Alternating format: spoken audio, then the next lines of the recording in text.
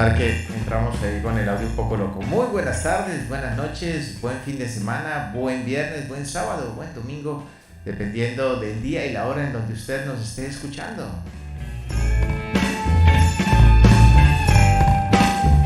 Bienvenidos al universo de Madcast.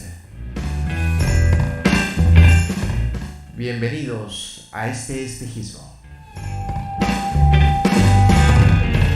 Caminamos en este desierto en donde nos encontramos criaturas de diferentes tipos, de dos piernas, ratas, escorpiones, lagartijas, seres humanos también, oasis, pero sobre todo espejismos. Hoy vamos a hablar de un tema muy interesante. A ver cómo se siente usted, amigo youtubente. ¿Está estresado tal vez? Bienvenido a Espejismos. Bueno, y ahora pues le doy la bienvenida a nuestra queridísima anfitriona Cecilia Daneri, que está aquí con nosotros como todos los martes. Muchísimas gracias, Cecilia. Y hoy también tenemos un invitado muy especial a quien te voy a pedir el favor hagas tú la introducción. Gracias Nacho por esta bienvenida como siempre, y hoy sí tenemos un invitado especialísimo. Desde mi parte es un gran profesional, puedo llegar a decir que es el profesional que me ha llevado este último tiempo y me he sentido muy feliz por así que haya sido así la situación. Es el doctor Recabarren. Bienvenido, doctor, a este espacio. Este doctor, esta gran persona, yo diría, es médico clínico, reumatólogo. Hoy ya está haciendo clínica médica y psiconeuroinmunoendocrinología. Salió perfecto. Anota esa, Nacho, por favor.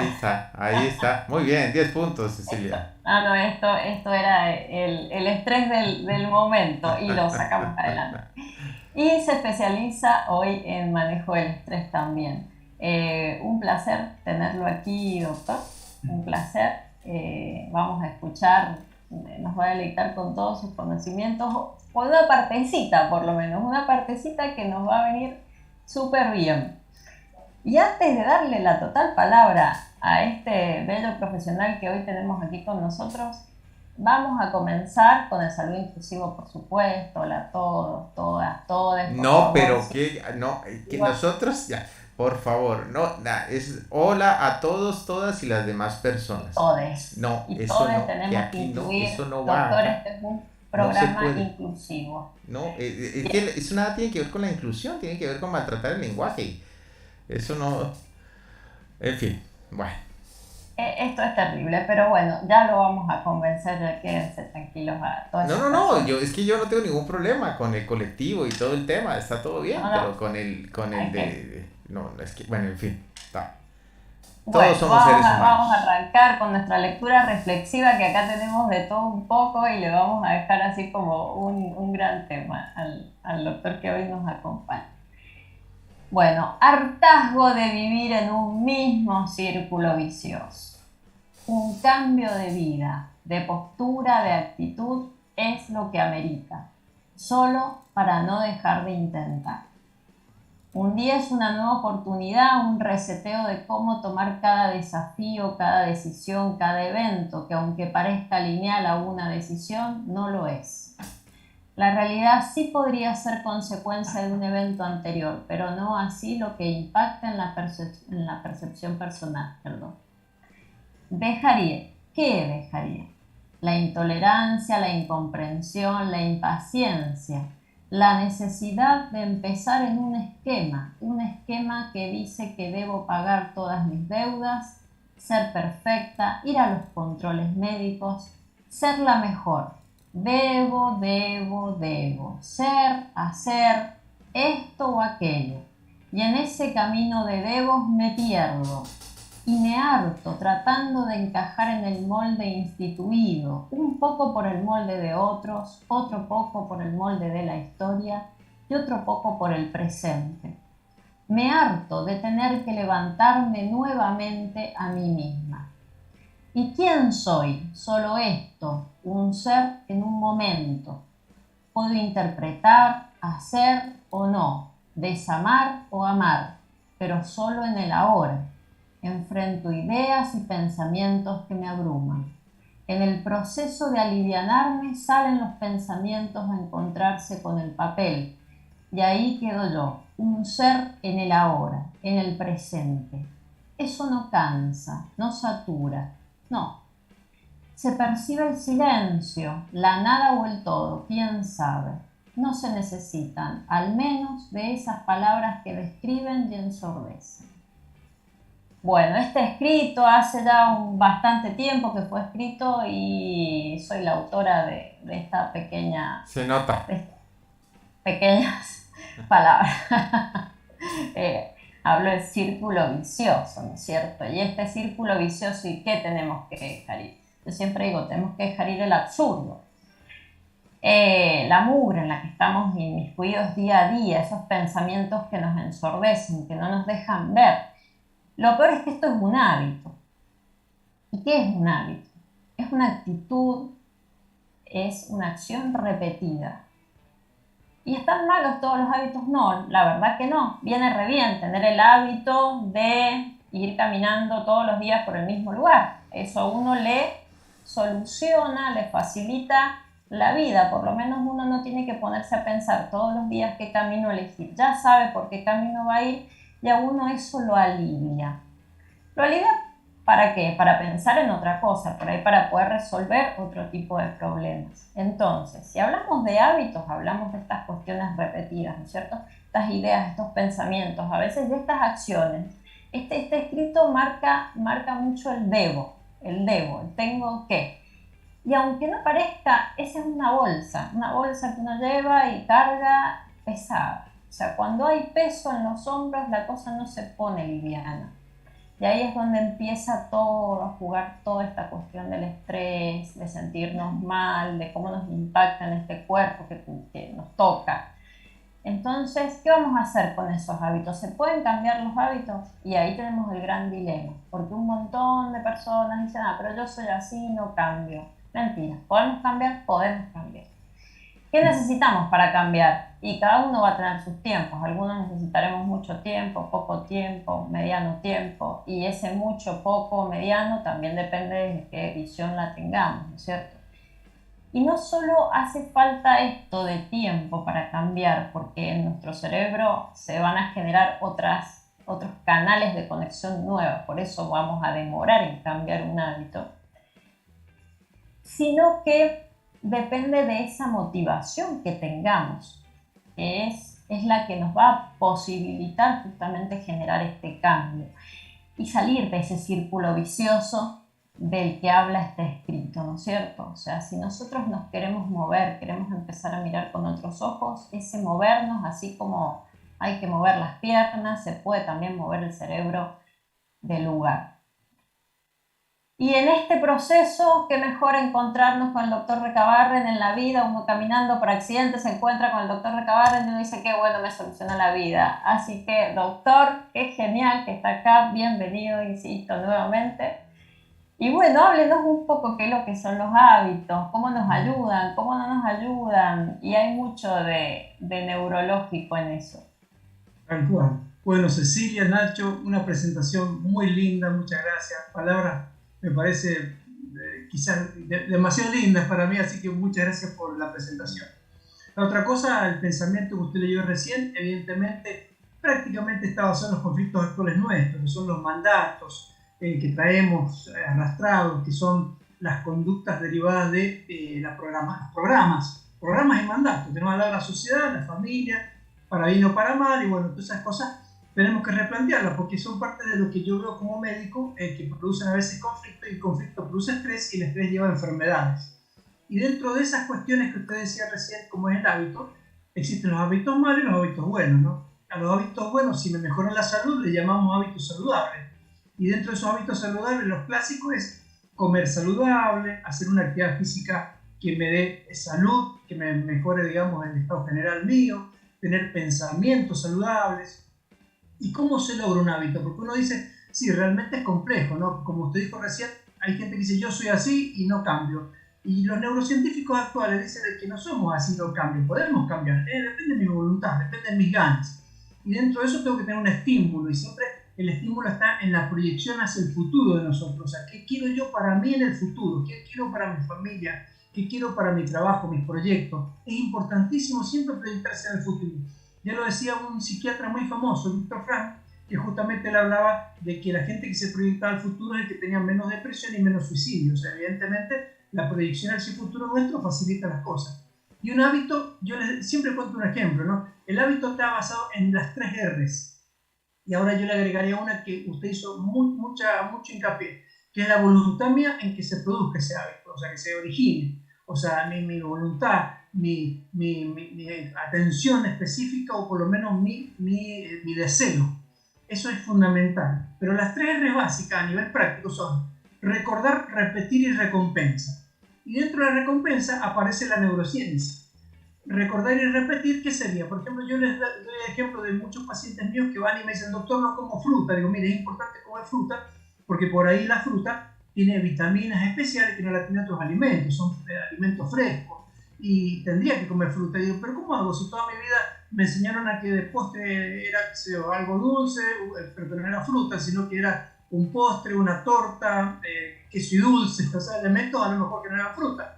Le digo, miren, tienen que hacer las 3 R, recordar, repetir y recompensa. Recordar de que, por ejemplo, a las 11 de la mañana, cuando me da mucho hambre, me da mucho apetito, yo tengo cortadito unas frutas en el heladero, en un tupper. Saco las frutas para comer esa fruta. Entonces sacío mi hambre o mi apetito comiendo esa fruta, que aunque no me guste, la debo comer. ¿Qué puede ser? Puede ser pera, mandarina, naranja, cualquier fruta, manzana. Pero yo sacio el hambre con esa fruta que al principio no me gusta. Repetir, a la misma tarde de ese día, a las 7 de la tarde, que cuando me da hambre, yo pregunto, ¿cuánto falta para comer? Y me dicen, qué sé yo, 2 horas, y me muero de hambre. En algún momento podría haber hecho un sándwich de jamón y queso, pero ahora yo tengo que cambiar y empezar a esforzarme. Ese periodo de esfuerzo es justamente lo que me va a hacer cambiar. Entonces, ¿qué hago a las 7 de la tarde cuando me dicen que falta 2 horas para comer? Tomo el tupper, saco una fruta, la misma fruta quizás de todos los días, aunque no me guste, y la como. Y eso lo hago 1 semana, 2 semanas, a las 11 de la mañana y a las 7 de la tarde, 3 semanas, 4 semanas, 5 semanas, 6 semanas. Y acá viene lo que decía usted, que es variable. Hay gente que a las 6 semanas se le activa un fenómeno muy importante, que es el fenómeno de la recompensa. Porque el fenómeno de la recompensa, ¿en qué está basado? Lo que hago yo, repito esos 2 horarios todos los días. Lo recuerdo que lo tengo que hacer. ¿Y la recompensa cuál es? Cuando yo me sacio el hambre, aparece una sustancia química en mi cerebro que se llama dopamina, que está muy relacionada con todos los elementos positivos que yo voy encontrando, los hábitos positivos que voy encontrando y hasta los negativos. Esa dopamina me da una sensación de bienestar, plenitud, me pongo contento, alegre, y cuando se me ha quitado el hambre con esa fruta. Y por ahí me llego a ser casi adicto a esa dopamina inducida por la fruta. Entonces, en 6 semanas, cuando yo tengo hambre, ¿sabes lo que me acuerdo? No me acuerdo de un sándwich de jamón y queso, me acuerdo de la fruta que comía y ya activé el hábito. Todo eso está basado en cómo activar un hábito. Las primeras semanas, que cuando yo no quiero, es el sacrificio. Lo mismo pasa con la actividad física. Con la actividad física, repetir y recordar una rutina de ejercicio. Pero la recompensa son sustancias químicas que fabrico yo. Después de 5 minutos de hacer la gimnasia, empiezan a salir de mi cerebro sustancias químicas como la serotonina, dopamina, endorfina, oxitocina, y de mis músculos una sustancia química que se llama mioquinas. Todas me estimulan como si fueran unos estimulantes, que toda la gente que ha hecho gimnasia se habrá dado cuenta, que por ahí viene cansado y dice, estoy muy cansado pero estoy contento. ¿Por qué? Por las endorfinas, por las mioquinas. Eso me aumenta la defensa, todo eso. Bueno, cuando yo repito esa gimnasia y corto la actividad física periódica en la primera o segunda semana, no obtengo el hábito. O sea, yo tengo que aguantar, tengo que saber que eso me dura de 4 a 6 semanas por lo menos. O sea, que es 1 mes y medio que yo tengo que hacer esa gimnasia para que entre en el hábito. Si yo corto la gimnasia antes, pierdo esa oportunidad de transformarme en como una especie de, no le digo adicción a la gimnasia, pero sí un hábito saludable, porque yo lo empiezo a hacer casi en forma automática, me siento bien, tengo unas ganas importantes de hacerlo, entonces aparece como el hábito. El hábito es como, dijéramos, muy parecido a lo que yo diría aprender a andar en bicicleta. Al principio cuesta, me caigo, cuesta. Heridas, golpes, traumatismo, y después lo hago casi automático. Me subo a la bicicleta sin pensar que voy a pedalear, que voy a frenar cuando freno, Lo mismo pasa a veces con los hábitos. Es un sacrificio que tengo que hacer de un cambio de conducta repetitivo. Y así se producen los hábitos negativos también.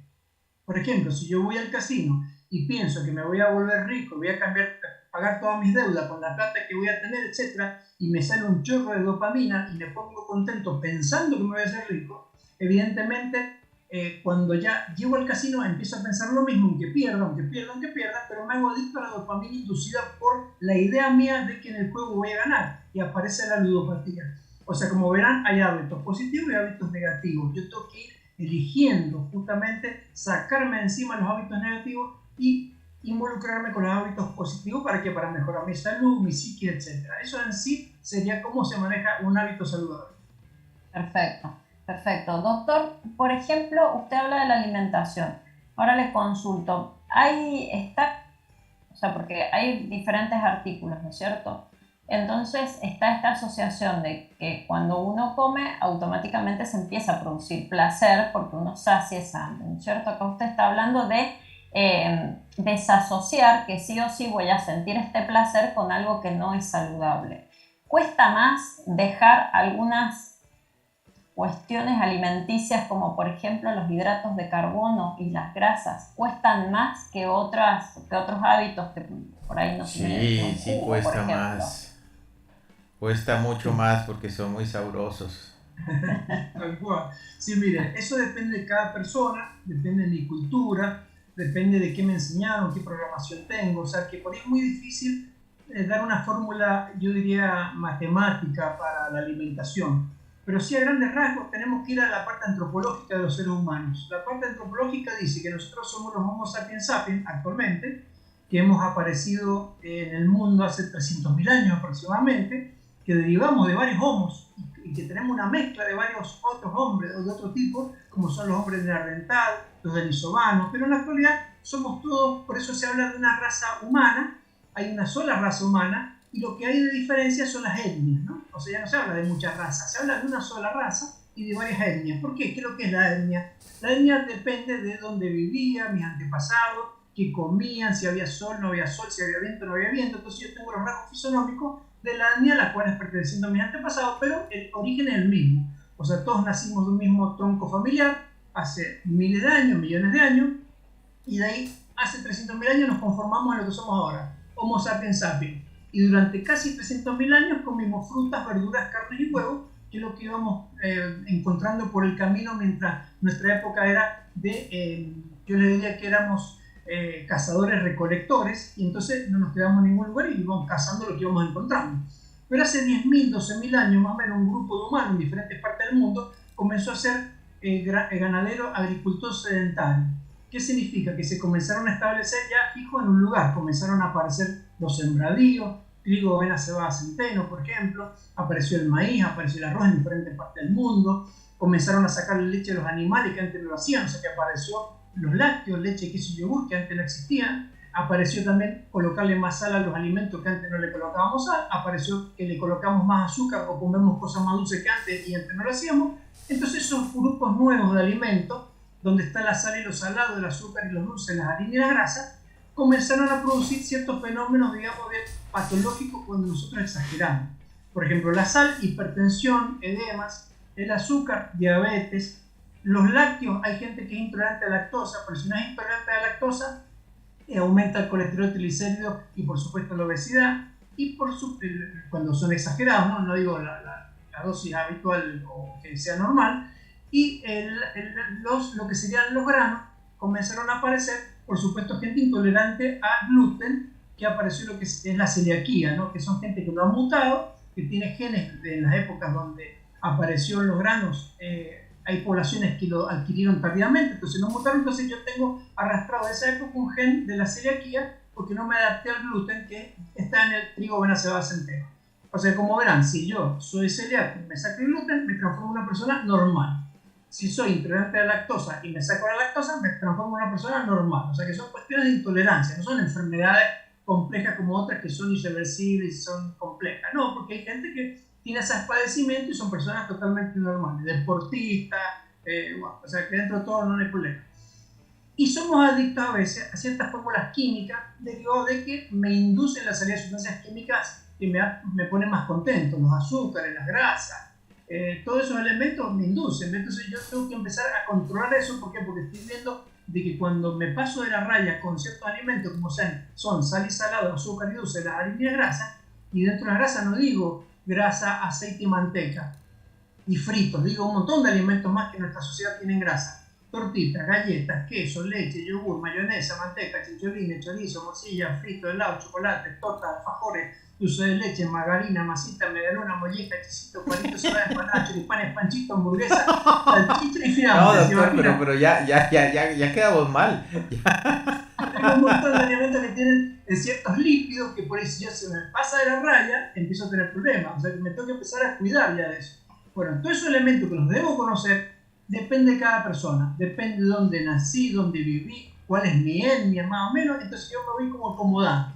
Entonces en ese aspecto, ¿quién me dice que está mal algo? Y me dice que está mal algo en mi alimentación cuando empiezo a tener sobrepeso, cuando empiezo a tener colesterol triglicéridos altos, cuando empiezo a tener hipertensión, diabetes y un montón de enfermedades derivadas de mi mala alimentación. Sí. Por eso la salud depende de varios factores que yo tengo que manejar, que son lo que yo como, lo que yo hago de actividad física, cómo manejo el estrés, los tóxicos que yo consumo, que pueden ser cigarrillo, alcohol en exceso u otros tóxicos más, la gente que yo considero como tóxica, que me altera cada vez que yo me junto con ella, porque me estrés, hay un montón para cada uno, mi descanso, mi recreación, las percepciones como yo interpreto la vida, mi peso, que tiene que estar correspondiendo a lo que es mi índice de masa corporal, mi vida social, mi vida familiar y mi vida espiritual. Todo ese fenómeno, toda esa grilla es la que yo tengo que tener a mano para ordenarla si me aparece alguna enfermedad o se me desajusta algo, porque en general las enfermedades raramente son cosas que vienen de la nada y que me aparecieron porque yo tuve mala suerte, no, es una cuestión que tengo que investigar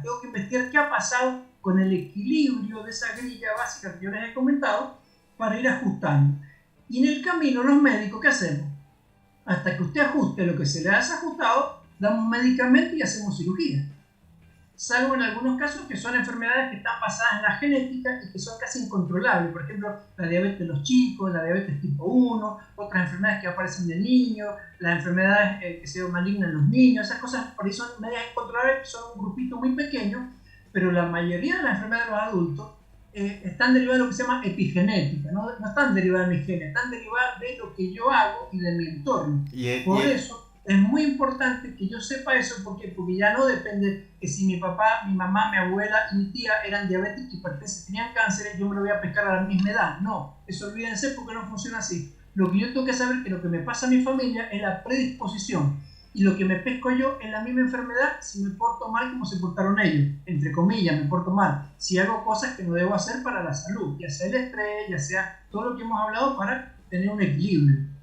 Pero es que en general creo que hay un desastre cultural al respecto, ¿no? Porque primero, nota acotada de recuerdo, estas galletitas Don Satur, qué peligro, Dios mío, están hechas para generar adicción y Dios mío, cómo engordan estas Don Satures, terribles.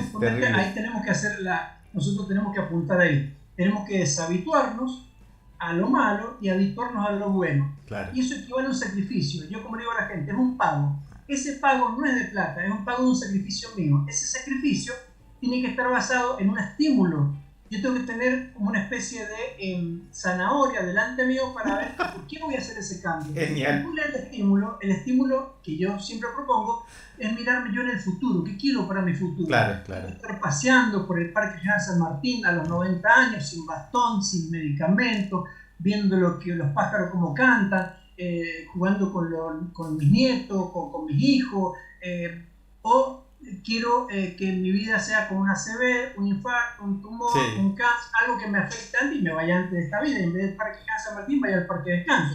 Claro. O sea, tengo que elegir, tengo que planificarme. La planificación depende mucho de mis estímulos. O sea, porque cuando yo convenzo a la gente, porque en el consultorio los médicos somos como coaches, ¿no? O sea, no hemos hecho curso de coacher, pero somos coaches, porque entre todos convencemos a la persona que cómo tiene que tomar las herramientas para lograr cosas positivas. Por ahí los convencemos y por ahí no los convencemos. ¿Por qué? Porque la clave está en que el médico actual tiene que ponerse algo en la cabeza. Ya no somos el médico hegemónico de otras épocas, modelo médico hegemónico, que éramos los que estábamos en el pedestal de arriba, y cuando el paciente nos preguntaba, doctor, ¿y por qué voy a hacer esto? ¿Qué decimos nosotros? Porque yo soy el médico, soy el que sé, así que hágalo porque eso es lo que es para avanzar. En cambio ahora nos hemos dado cuenta, gracias a los estudiosos y a los errores que hemos cometido, de que somos un par humano de la otra persona, y lo que yo he hecho es investigar y estudiar cosas que le estoy transmitiendo a la otra persona. Claro. O sea que el principal baluarte de la salud somos nosotros mismos. O sea que yo, cuando le transmito algo al paciente, el principal baluarte de la salud no soy yo como médico, es la persona que, si toma o no toma lo que yo le digo, que es para estar sano, ahí va a conseguir los elementos fundamentales. Pero si es una persona pasiva que recibe medicamentos y no sabe cómo maniobrar en la grilla que yo les he dicho, es evidente que esto es eterno. No solamente es eterno, sino que es cada vez con más complicaciones. Claro. O sea, el convencido debe ser el paciente. Claro. Tenemos una preguntita ahí en el chat, pero antes de hacérsela, que viene con la pregunta, el siguiente comentario, como le decía, creo, Ceci y Doc, que es una cosa cultural. El otro día estaba yo en un almacén de grandes superficies que tiene una cafetería, y en esa cafetería hay una máquina en donde la gente compra por un valor determinado un helado y puede rellenar el cocurucho del helado cuantas veces quiera. Y entonces había 15 niños en una mesa y parecía que fueran alcohólicos porque se paraban uno tras otro a llenar ese cono, y yo me quedé mirando y decía, ¿y dónde demonios están los imbéciles de los padres que no se están dando? Pero es que era uno tras otro, este muchacho le va a dar un coma diabético acá, a esta chica va a salir rodando. ¿Qué pasa? O sea, y lo mismo con las Coca-Colas, ¿no? Joder, ya nos van a cancelar el podcast. Bueno, con las bebidas gaseosas y todo esto, yo no sé cómo es posible que estén generando ese tipo de cultura en los niños. Van y lo sueltan y no importa que se rellenen literalmente de ese lado que yo no sé si lo sepa, amigo youtubiente, pero yo trabajé en una fábrica de helados. Fue muy duro trabajar en esa fábrica, demasiado. Fue espantoso porque había muchos helados de muchos sabores, pero descubrí cómo se hace el helado. El helado se hace a punta de manteca y de leche. O sea, eso es grasa súper saturada, a millón, ¿eh? No, el helado de agua es una cosa, y eso que ahora ya viene lleno de químicos. Pero el helado de crema, eso es crema, o sea, es grasa sobre grasa sobre grasa. Y la cubierta del chocolate que le echan a los helados está rendido con aceite. Así que templan ese chocolate con aceite. Así que ahí les dejo ese trompo en la uña. Y nuestro querido oyente, ya te vamos a responder, Elba Gion nos dice, déjeme comer hamburguesas en paz. Primero. Y después dice, no, hablando en serio, ¿cómo puedo quitar ese hábito de comer comida chatarra? Mire, yo pienso que primero lo que dijo usted es fundamental cuando nombró la familia. La familia es la que nos envía a nuestro cerebro, como dijimos recién, mandatos y programas. Si esos mandatos y programas son buenos, ya sea en la alimentación, en la conducta o en el pensamiento, yo pienso que va a ser muy difícil que yo entre en la línea de comer 50 helados una noche, ¿no? Porque ya me han dicho mis padres que teóricamente eso es nocivo, que yo no puedo abusar, igual que la gaseosa, que no puedo abusar o no debería tomar mucho o nada. Bueno, esas cuestiones son así. Y con respecto al oyente, es muy difícil el tema de los cambios de hábito, como dijimos recién, pero lo que hay que hacer es que yo, cuando voy al supermercado y compro las cosas para el mes o la semana, tienen que ser alimentos saludables. O sea, yo no debo tener alimentos en mi casa que sean alimentos negativos, alimentos malos, o con grasa o excesivamente nocivos. Entonces tengo que hacer una lista, me tengo que asesorar por una nutricionista, un nutricionista, como para ver qué alimentos debería tener en mi casa a mano. Y la otra cosa es que si yo trabajo afuera de mi casa, no debo pensar de que voy a comer en el entretiempo en un lugar de afuera de lo que yo lleve. Entonces yo qué tengo que hacer, armarme mi alimentación, una lonchera. Yo creo que le contaba a Cecilia de que yo de 3 o 4 días a la semana como cosas que llevo de mi casa. O sea, yo no voy a un kiosco ni a un lugar de comida rápida a comprarme el almuerzo. yo me lo llevo, me lo llevo en mi casa algo que he hecho a la noche, que teóricamente está incluido dentro de los alimentos saludables, o sea, de los alimentos que no son tan nocivos. Entonces me llevo mi lonchera y como eso que he llevado. No, y además así se cuida más el bolsillo también. Claro, de paso se cuida el bolsillo porque Claro.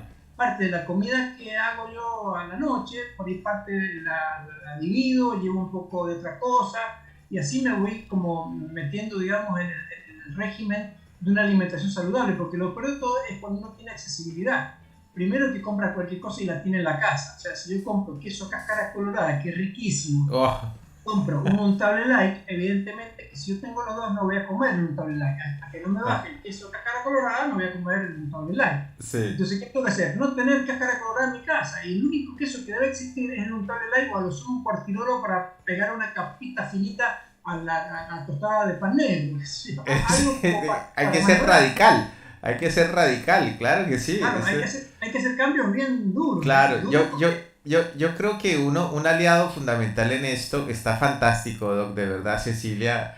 Este es de jonrón, jonrón, está espectacular.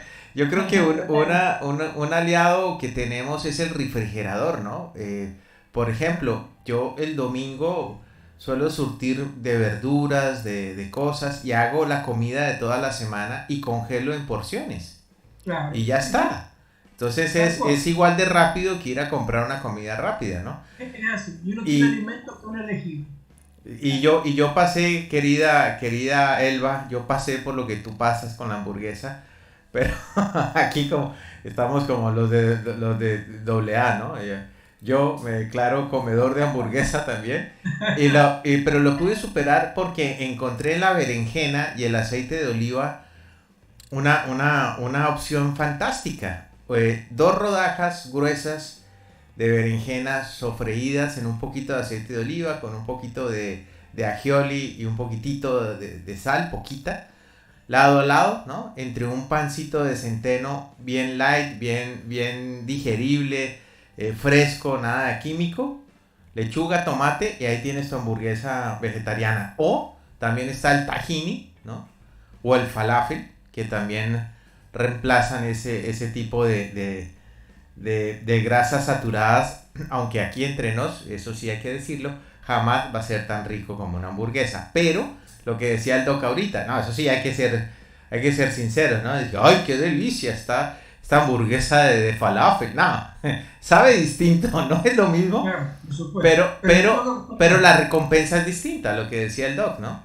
Justamente, mira, hay un detalle muy importante. Yo también fui, o sea, todo lo que yo digo ahora que no hay que hacer, yo pasé por todo. O sea, que soy un médico que ha tenido experiencia.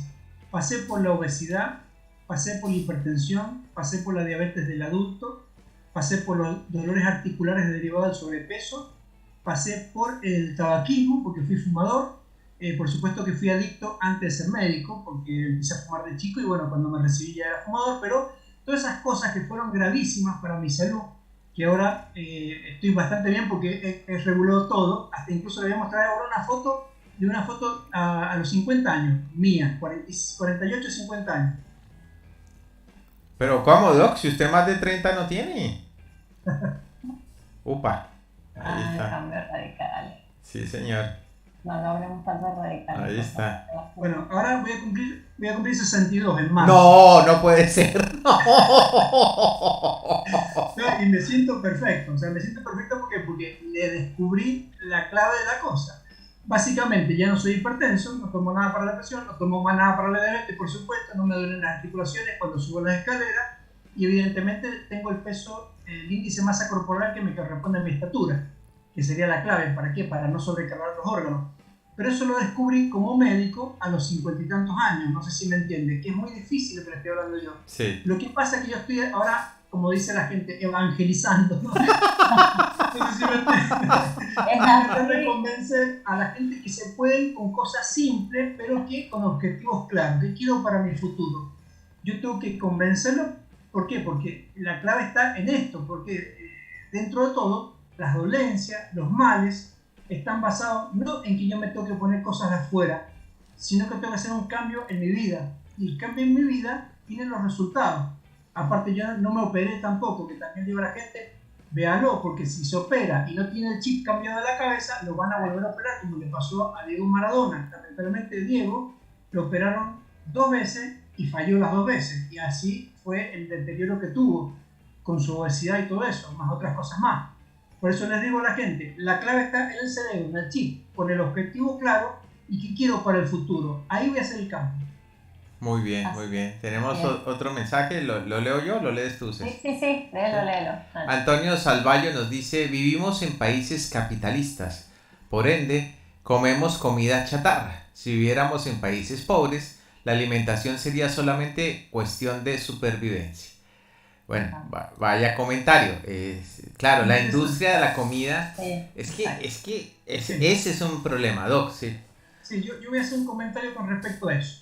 Mira, hay llamadas zonas azules. Zonas azules se le llama a unos lugares, unos pueblos que han estudiado a nivel del mundo, donde se ha descubierto que la gente vive 110 años y no toma medicamentos, no sufre ningún problema, no anda con bastón ni nada, y vive 110 años promedio, casi el 80% de la población de ahí.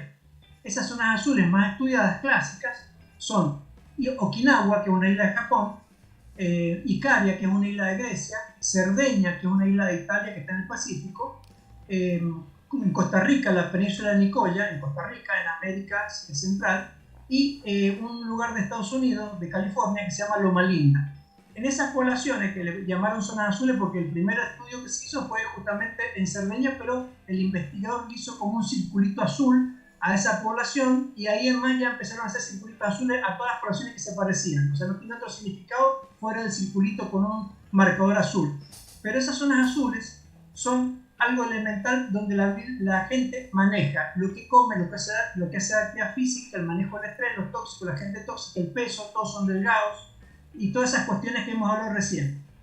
Y yo digo lo siguiente, ¿qué hago yo para lograr eso? ¿Me tengo que ir a vivir una zona azul? No, es un grave error. Yo no tengo que ir a vivir una Cerdeña para vivir 110 años, olvídense. Lo que tengo que hacer es lo mismo que hacen ellos, pero en mi casa, acá en Mendoza, acá en Maipú, donde vivo yo, hago lo mismo y teóricamente voy a lograr lo que le pasa a la gente de la zona azul. Por eso digo que por más que yo sea capitalista, o sea, en un régimen capitalista o de izquierda, que vive en Cuba, que vive en Nueva York, no depende en general, sino que depende de mí.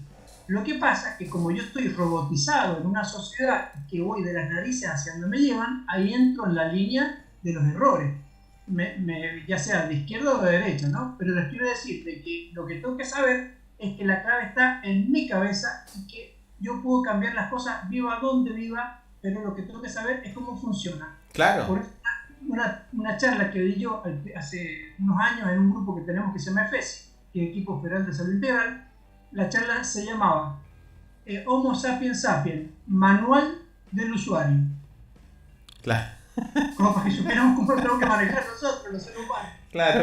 Claro, no, es que sí, de hecho sí, el sistema sí te pone muy pocas, o te pone las opciones más fáciles, yo diría, a la mano, que son las de consumir ese tipo, el ritmo de vida, de consumir ese tipo de comida. Claro, esa es la opción, ¿no? Nadie te ofrece un pasaboca de zucchini para ir a ver la película, ¿no? Te ofrecen es todo lo que pueda, lo que esté saturado y lo que sea así, que sea rápido e industrial, ¿no? Obviamente. Pero es que lo que dice el Doc es completamente cierto. La decisión la tenemos nosotros, ¿no? Como en todo en la vida. Todo en la vida. La decisión la tenemos nosotros, ¿no? Es que está súper. Ceci. Sí, es así. Y lo que cuenta el doctor, por ejemplo, yo soy diabética y como toda diabética, no sé si hay algún diabético que no le gusta lo dulce, por favor. Los helados, digo, me siento tan feliz hoy de ir a tomar algo cuando salgo y ver otras opciones en la carta. De por sí se nos hace difícil porque no hay opciones libres de hidratos de carbono o más saludables. Pero ahora están las modas light, pero afortunadamente a los diabéticos nos ha venido bien. Entonces hoy están, por ejemplo, esos yogures descremados, tienen granola, uno puede elegir granola sin miel. Hay lugares que están mal balanceados, pero bueno, ahí uno ya los conoce y sabe que la cosa no viene tan balanceada. Pero es una cuestión de paciencia. Digo, me siento feliz de no llegar a un lugar y que la palabra torta en la cabeza esté en mi cabeza, justamente. Torta, torta de chocolate, chocolate, chocolate. O Yo sea, afortunadamente... llevo 9 meses deseando un pedazo de torta de chocolate. Gracias, Cecilia, por recordármelo. No, no, no. Ya vas a ver que se va a ir esa expresión de la cabeza. Se va a ir. Entonces digo, me siento feliz porque sí es una cuestión de hábito y es antes de ejecutarlo, automáticamente es pensar medio segundo, decir, a ver, agarro la torta de chocolate, pido esta torta de chocolate o pido el yogur con fruta, que me encanta, con granola, nueces, almendras, me encanta y eso no me sube la glucemia. Y por más que las nutricionistas me han dicho, pero ¿cómo no te va a subir? No me sube a mí la glucemia eso, afortunadamente. Y he disminuido el hipoglucemiante. Así que se puede hacer, es cuestión de paciencia, paciencia con uno mismo.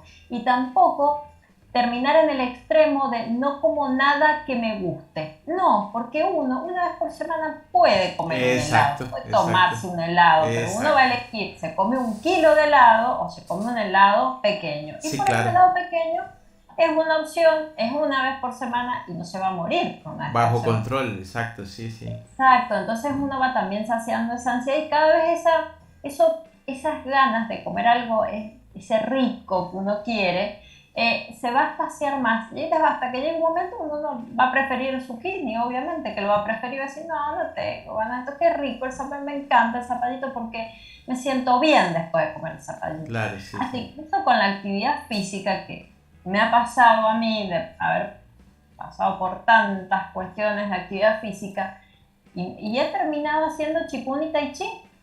Y en eso me he mantenido hace 3 años. O sea que hay que buscar lo que a uno le gusta. Porque a veces uno dice, no sirvo, no me gusta, me aburre. Bueno, busque. Existe un montón de actividad física por ahí. Sí, yo encontré en el Bohur, que es este combate con hachas, una respuesta. Entonces hay opciones, Opciones hay, ahora no salga con el hacha todos los días, cuidado con el mensaje. Genial. Bueno, pero algo de lo que hablaban de la alimentación, que hay un detalle muy importante que por ahí uno lo desestima, que es lo que se llama índice glucémico. El índice glucémico es muy importante para que yo lo sepa manejar como usuario de los alimentos, como ser humano, y sepa qué alimentos comer y qué no comer. Por ejemplo, el índice glucémico es la velocidad con la cual entra el azúcar hacia la sangre después de haber comido un alimento. Por ejemplo, un índice glucémico alto es el azúcar donde usar el café, el mate, el té, un caramelo, un chupetín, un chocolate, algo dulce. Ese tiene un índice glucémico alto. ¿Qué problema trae eso? Por ejemplo, si yo como un caramelo y estoy en ayuna y como un caramelo, ese caramelo tiene un índice glucémico alto, el azúcar entra como una bala, se sube el azúcar rapidísimo. Detrás de ese aumento rapidísimo del azúcar viene un aumento rapidísimo de mi insulina, me come el azúcar del caramelo, pero aparte me come el azúcar de mi reserva, por lo cual dentro de 1 hora o menos o más voy a tener una hipoglucemia reactiva que se llama, que se me va a bajar el azúcar por el piso y voy a tener una gana de vuelta de comer algo dulce si no me desmayo. Y voy a empezar a hacer como un ciclo, sube, baja, sube, baja, sube, baja. Entonces, ¿qué se sugiere? Que los alimentos que comemos deben tener índice glucémico bajo. El índice glucémico bajo se puede ir regulando. Por ejemplo, ¿qué 3 alimentos clásicos de nuestra comida habitual tienen índices glucémicos altos si los comemos solos? El pan, el arroz y las pastas. Sí. Entonces, estos 3 alimentos con índice glucémico alto, ¿qué tenemos que hacer? Porque ustedes saben de que el pan es almidón que se descompone en azúcares, por eso es índice glucémico alto. No tanto como el caramelo, pero anda por ahí. Entonces, ¿qué tenemos que hacer? Si comemos pastas, tiene que ser con otra cosa. Por ejemplo, pastas con carne, pastas con verdura, pastas con huevo, arroz con pollo, pero nunca sola. El pan igual, el pan es un acompañante. Yo no puedo comer pan solo porque el pan solo hace como un caramelo a veces. Me hace el azúcar y después se me baja y ando con hambre todo el día. ¿Cuál es la pista que me da de que yo estoy manejando mal los alimentos con índice glucémico? Es cuando yo me despierto de la siesta después de haber almorzado y tengo ganas de comerme un dulce de leche entero. O a la mañana tengo ganas de comer un dulce de leche entero. Ahí ya me di cuenta que estoy escapando con el índice glucémico. Y dentro de los elementos que me hace escapar el índice glucémico, porque son muchos hidratos de carbono también, son las bebidas alcohólicas. O sea que si yo como un buen asado con mucho vino y qué sé yo, con mucho vino, voy a tener una hipoglucemia reactiva después. Entonces me voy a levantar de la siesta con ganas de comerme un dulce de leche, por ejemplo. Todas esas cosas las tengo que ir manejando como para no caer en el hambre perpetuo que tenemos la gente que por ahí nos gusta comer mucho.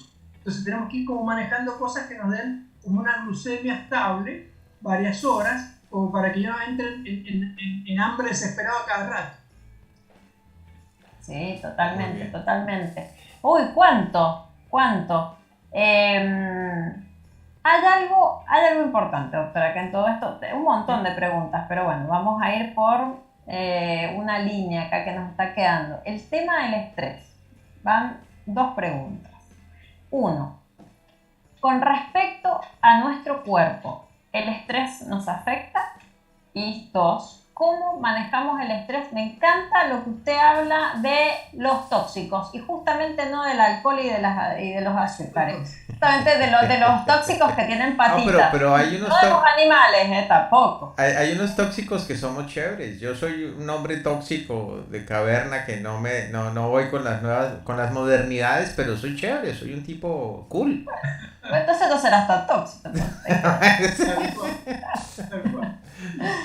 Bueno, el tema del estrés. Hay que pensar de que el estrés es un elemento, mejor dicho, una situación o reacción natural que tenemos todos los seres humanos ante situaciones de peligro, de ofensa, de miedo, de pelea, de terror. Todas esas cuestiones nos dan una reacción química que están basadas en unas hormonas que fabricamos nosotros, que son las hormonas del estrés, que las principales son adrenalina y cortisol.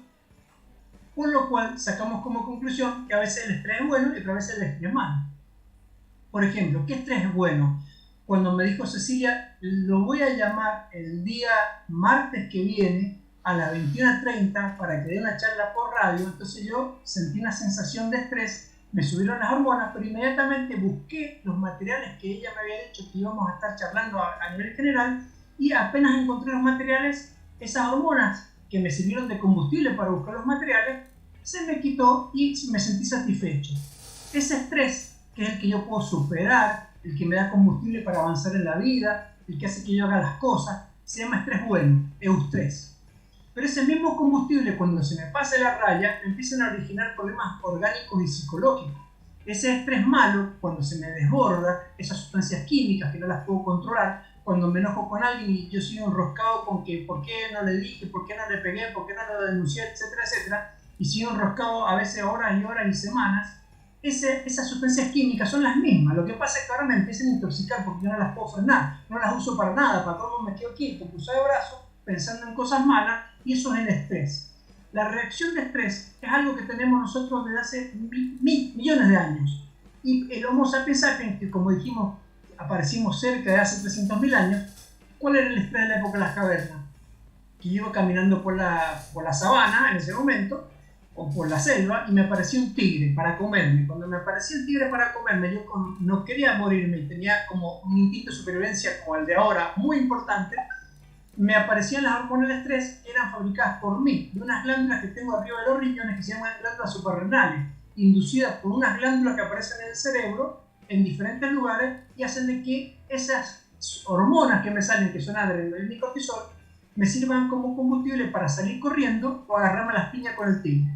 ¿Por qué? Porque esas hormonas me dan un poder exagerado. O sea, si yo puedo levantar 20 kilos hora, con las hormonas del estrés puedo levantar 200 kilos, por ejemplo, para poder sobrevivir. O sea que esas hormonas que me salían con el tigre, en la actualidad ya no tenemos más tigres, ya no me salen hormonas para salir corriendo y me agarrarme las piñas. Pero ¿qué pasa? En la actualidad nuestro cerebro y nuestro cuerpo es igual que hace 300.000 años. O sea, lo que tenemos ahora son tigres simbólicos.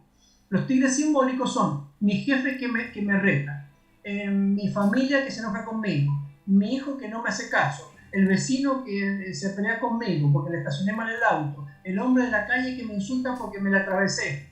Todos esos son tigres simbólicos. Ante esos tigres simbólicos actuales me salen las mismas hormonas de estrés, la adrenalina y el cortisol, con la diferencia que ahora en cada evento de disputa o discusión no puedo salir corriendo ni me puedo agarrar las piñas por una cuestión moral, social, etcétera, etcétera, o legal. Que eso es lo que está mal. Deberíamos poder agarrar la gente a piñas sin problema. Pero no se puede. Entonces, ¿qué nos pasa? Al no poder nos intoxicamos de esas hormonas que me salieron y no las utilizo. Entonces, ¿qué pasa? Me salen las hormonas, empiezo a sentir palpitaciones porque mi corazón está preparado para salir corriendo y estoy quieto, pero siento palpitaciones, me aumenta la presión, y es lo que pasa cuando yo salgo corriendo, pero estoy quieto, se me aprieta el cuello, parece que me sale el ojo para afuera, me falta el aire, me empiezo como a preocupar por esos síntomas raros, empiezo a hiperventilar y aparece lo que se llama ataque de pánico a veces porque hiperventilo tanto, respiro tan fuerte que me intoxico con el oxígeno, se me adormecen las manos, los pies, la cara y me llego a desmayar. Entonces me llevan al hospital urgente para hacerme todo el estudio, electro, normal, radiografía toral, normal, análisis normales. Señor, usted tenía un ataque de pánico, vaya a la casa, quédese tranquilo. Digo, ese sería como los pasos de un estrés agudo desbordado, ese es el ataque de pánico. Y otras veces no llego al ataque de pánico, pero llego a la incertidumbre, a que el estrés crónico me empiece a producir enfermedades. Aparece lo que se llama cadena del estrés, que primero son los estímulos, segundo son los cambios de hábito, comienzo a fumar más, si fumo, comienzo a tomar más si yo tomaba, y si no fumaba empiezo a fumar. A comer más. Empiezo a comer más, justamente, como cosas que... Entonces comienzo con cambio de hábito. Después me aparecen síntomas. Los síntomas de la cadena del estrés, los clásicos son dolor de cabeza, malestar, mareo, incertidumbre, inquietud, preocupación, palpitaciones, y después aparecen las enfermedades variables. Me puedo empezar a resfriar más porque se me altera el sistema inmune, se me pueden detonar enfermedades autoinmunes como artritis reumatoidea, lupus, etc. Me pueden aparecer tumores, cáncer, o sea, todas esas cuestiones derivadas de un estrés crónico. Miren si sería importante las hormonas del estrés. Entonces, ¿qué tengo que hacer? Controlarlas yo, las hormonas del estrés. Saber cuándo me aparecen y cómo las regulo. Entonces yo he propuesto un manejo del estrés agudo que se llama técnica de rapé. De rapé significa desviarse del camino, derrapar. Pero esto es un acrónimo de unas palabras que significan descompresión reactiva rápida previene estrés. De rapé, descompresión reactiva rápida previene estrés. ¿En qué consiste? En 3 puntos. Los 2 primeros los hago juntos, que son, yo supóngase, salgo ahora a la puerta de calle, me insulta a la gente, me vuelvo, estoy estresado porque me insultaron, me salen, qué sé yo, las palpitaciones, todo. Entonces tengo que gastar las hormonas que acabo de largar. Entonces, ¿cómo las gasto? Hago un poquito de ejercicio a la orilla de la mesa, en mi casa, un poquito de gimnasia suave.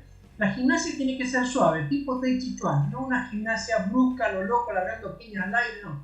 Tiene que ser suave, como nos enseñan en el Tai Chi Chuan. Esa gimnasia suave disminuye las hormonas del estrés y comienza a relajar, no la gimnasia brusca. Esa gimnasia, que puede ser remar hacia adelante, remar hacia atrás, nadar, empujar el aire, levantar los brazos, los hombros, muy suave, la hago 2 minutos, pero a la vez tengo que hacer como una programación mental, porque si yo sigo pensando en la pelea, me siguen saliendo los hormonas del estrés. Entonces, ¿qué tengo que hacer mientras hago gimnasia? Mientras hago esta gimnasia suave, para descomprimirme las hormonas del estrés, tengo que hacer un replanteo de mi pensamiento, para que yo no me siga enroscando con la pelea. ¿Y cuál es la posibilidad que tengo, según los neurocientíficos? Utilizar lo que se llama programación neurolingüística o efecto priming también, en otra variante, que la programación neurolingüística es que lo que yo digo, comienzo a pensar en mi cerebro y comienzan a haber conductas diferentes en mi pensamiento.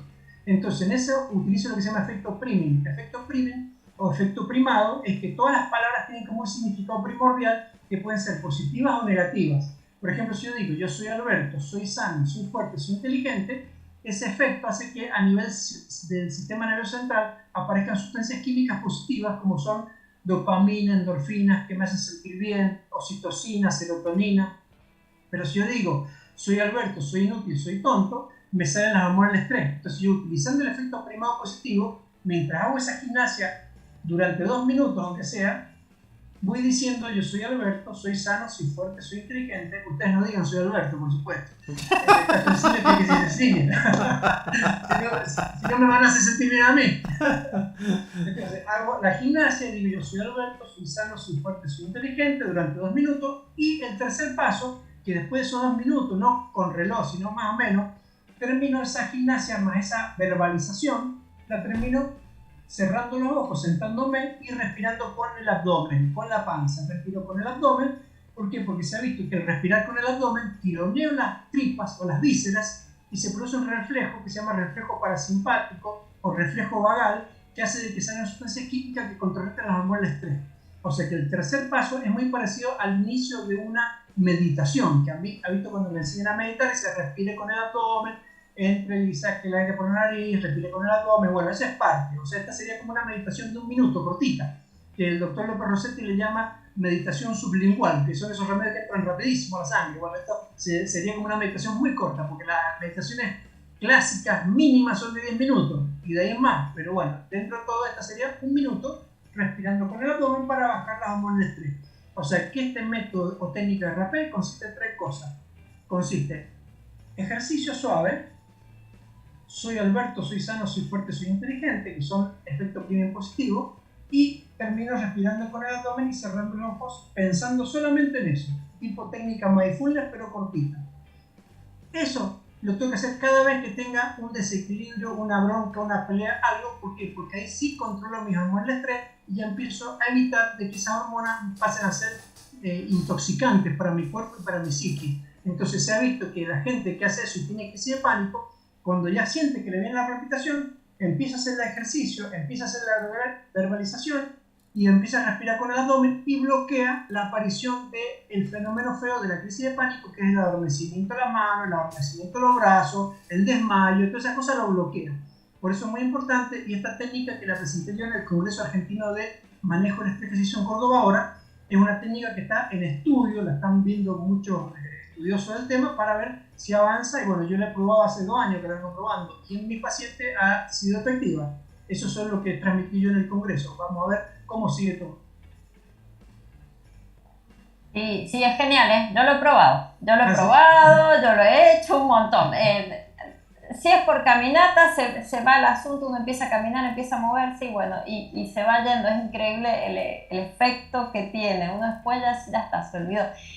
Y eso también es un hábito, doctor. O sea, parece mentira, porque a veces uno tiene el hábito de enojarse y la queja constante, y voy allá y me enojo porque tengo que esperar, voy allá y me enojo porque me sale más caro algo. Siempre está el enojo y la queja, permanentemente. Pero ese enojo y esa queja está basada en el programa que tengo yo y en mi mandato cultural alimentar. Yo siempre cuento el ejemplo de que si yo soy una persona que me han metido en la cabeza un programa y un mandato que dice que si a mí me insulta alguien, yo me tengo que ofender y pelearme con la otra persona, estoy preparado para eso.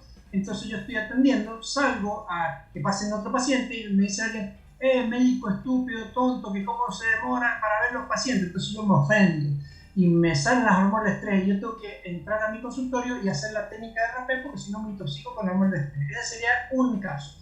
El otro caso, que yo tengo otro programa mental que vamos a ponerle cuenta que ese médico es un monje budista, para ser el extremo.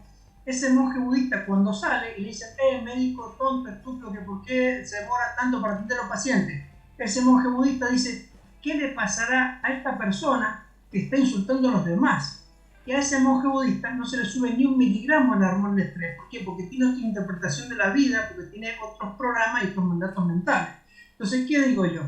Que ese cambio de pensamiento, yo tengo cierto mandato y conducta, porque ya me han dicho que debe ser así, por ahí es muy útil la psicoterapia, los psicólogos, el psiquiatra, el tratamiento psicológico, es muy útil. ¿Por qué? Porque a veces el tratamiento para el psicólogo profesional me hace cambiar la interpretación de los hechos, y al cambiar la interpretación de los hechos yo no entro en esta variable de estrés y que tengo que hacer gimnasia todos los días para estar tranquilo porque me ofendo por todo. Entonces todo esto es como un paquete de cosas. A ese paquete de cosas le tengo que sumar la alimentación, lo que llevo de actividad física, los tóxicos, la gente tóxica y todo eso, y que vamos a hacer ya un breve resumen de la gente tóxica, de paso, porque es importante ese tema. Es casi más importante de lo fundamental.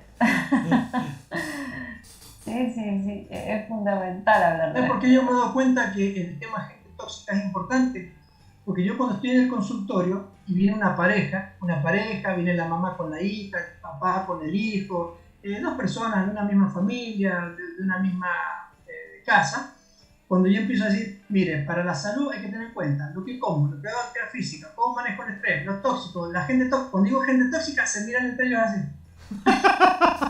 Como diciendo, ahí está la clave. Entonces, en el 80% de las personas que hagan eso, digo yo, es evidente que la relación interpersonal tóxica es lo peor que tenemos casi en la sociedad nuestra. Y la gente no es tóxica, sino que es un simbolismo. La toxicidad me la fabrico yo mismo. ¿Por qué? Porque yo cuando tengo una persona delante mío que me mira mal, me dice cosas feas, o directamente no me mira, no me habla y a mí me molesta, Yo fabrico las hormonas del estrés que me hacen toxicidad porque no las sé manejar. Entonces yo ahí digo, esta gente es tóxica porque yo me intoxico cada vez que estoy con ella. Pero no es que la gente tenga toxicidad y me la mande, sino que yo la fabrico cuando estoy con ellos. O sea, ¿cómo lo puedo mejorar? O me la saco encima, o interpreto diferente, o hablo con ella para que relacionemos mejor que tengamos mejores relaciones, o directamente cada vez que termino de hablar con esa gente hago la técnica de rapé para no intoxicarme. Directamente. Entonces, gente tóxica. Dijimos, no es la gente la tóxica, sino que la toxina la fabrico yo de mi estrés con esa relación. Hay dos grupos de gente tóxica. La gente que está fuera de mi entorno y la gente que está en mi entorno. La gente que está fuera de mi entorno es fácil. El médico que no me atiende bien, el zapatero que me mira feo cada vez que yo le digo los zapatos con la regla, el kiosquero que cuando le pido el diario ni me saluda ni me mira. Esa me la saco encima, voy a otro kiosco, voy a otro zapatero y voy a otro médico. Listo, se acabó. Es facilísimo eso. La borro del WhatsApp, la borro del Facebook, se puede hacer, la bloqueo y se acabó. Pero hay otra gente tóxica que es de mi entorno, que ahí está. Mi mamá, mi papá, mi pareja, mi hijo, mi abuela, mi tía, mi amigo, mi jefe, mi compañero de trabajo. Ahí está el problema. Entonces, ¿cuál es el primer paso cuando yo tengo a alguien que es de mi entorno y no puedo salirme de eso? Primer paso, tengo que conversar con la otra persona para ver cómo arreglamos para que no seamos tóxicos. Porque yo digo que la gente es tóxica, pero por ahí yo soy tóxico con los demás. Como decía Nacho recién, por ahí uno se siente tóxico. Y bueno, yo, en el caso de mi pareja, por ahí me siento tóxico, por ahí yo soy tóxico con mi señora. O sea que es evidente de que tenemos que tener presente eso. No es que cuando son tóxicos yo soy el santo, no. Tenemos que maniobrar en la vida como para evitar la toxicidad mutua. Por ejemplo, primero, conversar. Segundo, tratar de evitarlo, lo que se pueda. Tercero, no verlo más, que es dificilísimo cuando está dentro de mi entorno. Y cuarto, ver la tía tóxica que viene a visitarme, que me dice, mijito, que está feo, que está viejo, que está no sé qué, que tenés fea la camisa, que mañana queda un meteorito, que sube el dólar y que nos mata todo el COVID. Entonces me intoxica en 2 minutos mi tía, cuando viene y me dice eso. Entonces cada vez que viene me dice lo mismo y me intoxica todos los días. Entonces ¿qué hago? Tía, ¿terminó de hablar conmigo? Sí. Me espera 5 minutos, ya vengo. Me voy al baño, me voy a mi pieza. Y hago la técnica de rapé para no intoxicarme porque no me puedo enroscar con mi pobre tía que es así y no la puedo cambiar. Claro. Cambio yo. Entonces ahí toca. Y la otra cosa es que el cambio me lo facilita algún psicólogo, algún psiquiatra que me diga, mira, tenés que pensar diferente, hay maneras de pensamiento diferentes, o sea, que me cambie la visión de las cosas o la interpretación de las cosas con un tratamiento psicológico, porque también es parte de cómo manejar la gente que nos consideramos tóxicos. Genial, espectacular. Así es. Re importante, si no yo creo que estamos haciendo gimnasia lenta todo el día. Sí, bueno, también sería saludable, en definitiva, ¿no? Claro, tampoco es que uno se la va a pasar muy mal. Así que bueno, no sé si tienen alguna consulta más, acá nuestra gente, un saludo grande Álvaro, un abrazo también. Acá nos saluda Álvaro desde Colombia. Tengo una duda, doctora, acá que he escuchado últimamente de los ayunos intermitentes o los ayunos largos. Apelando a esta cuestión genética que tenemos allá viejita, de que por ahí no hace tan bien en algunas personas comer tan seguido. Entonces van reduciendo y la cosa se les empieza a acomodar. ¿Cómo es eso, doctor? Mire, la clave está primero en que todos los seres humanos tenemos una especie de carga genética de acuerdo a la población de la cual descendemos. Si la población de la cual desciendo yo, por ejemplo, era una población que pasó muchas hambrunas, capaz que el ayuno prolongado no me viene mal, porque estoy acostumbrado, soy un ahorrador, se llama eso. Si la población de la cual vengo no pasó nunca hambrunas y tuvo toda la alimentación correcta, si hago ayuno me voy a sentir mal. O sea que yo tengo que ir midiendo a ver cómo me hace mejor la cosa. Hay gente que le hace mal el ayuno prolongado y hay gente que le hace bien. Siempre tenemos que estar asesorados por un nutricionista, una nutricionista. ¿Por qué? Porque eso nos va viendo cómo manejamos nosotros los ayunos o sí o no.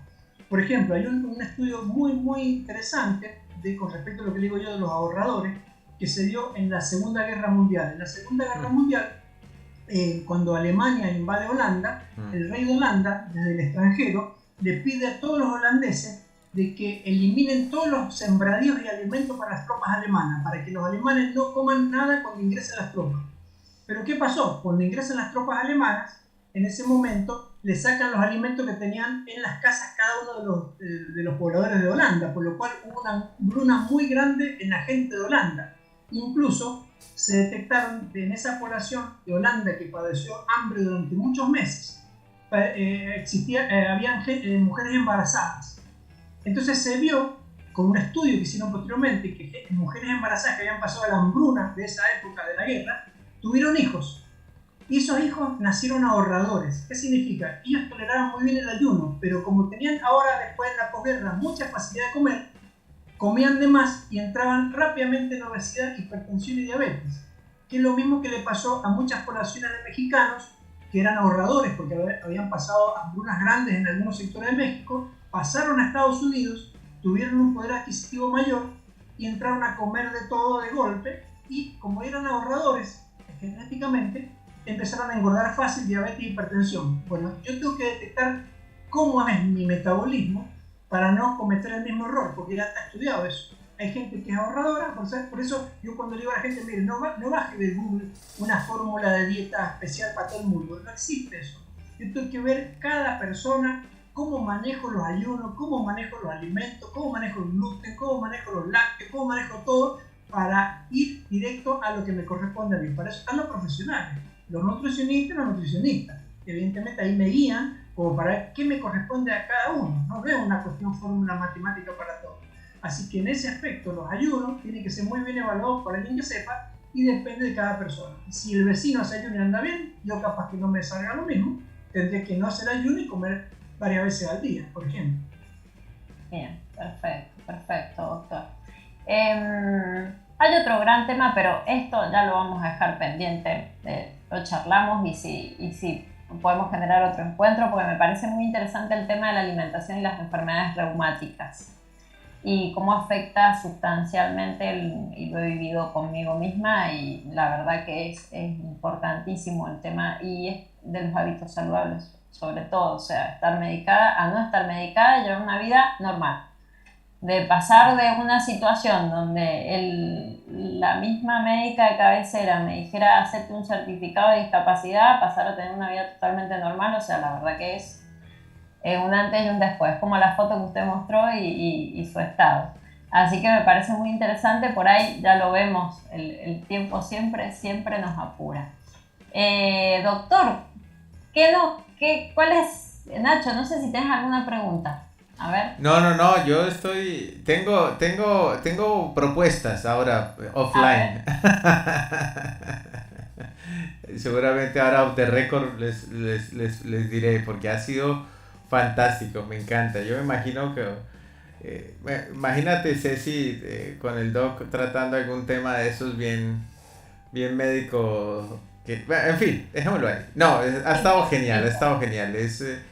Es un tema de actitud frente a la vida, ¿no? Cómo me monto en ese caballo que es la vida y cuánto resiste, porque lo que pasa es que al final del cabo, bien lo dijo Rocky, ¿no? Creo que no me acuerdo cuál Rocky, es la última, en donde le dice al hijo, la vida siempre te va a golpear duro, no se trata de que tú le ganes a los golpes, sino se trata de cuánto aguantes y resistas, ¿no? Entonces, estas cosas que ha comentado el doc hoy, yo creo que son de cartilla para aguantarle a la vida los golpes, ¿no?